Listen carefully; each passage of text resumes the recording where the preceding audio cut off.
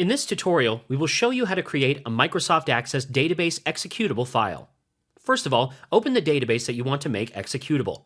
After that, go to the database tools on the top and click on the Make ACCDE button.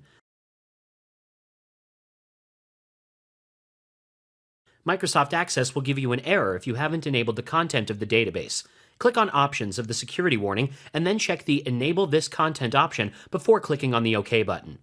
Now click on the Make ACCDE button and you won't be prompted with any error. Choose a destination path for the saved file before you click on the Save button.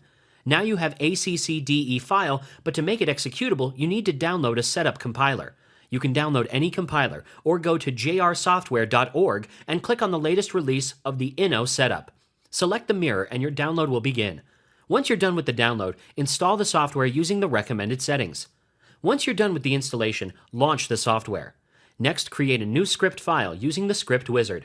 As a result, the Inno Setup script wizard will appear on your screen. Click on the Next button and then type in Company Database in the application name field. Change the application version to version 1.0. Once you're done, click on the Next button.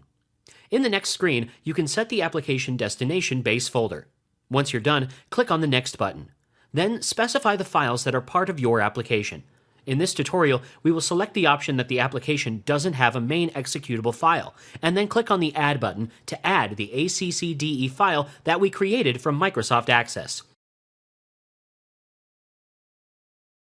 Click on the Next button and specify the application icons. Click on the Next button to continue further. Skim through the application documentation and set up language pages.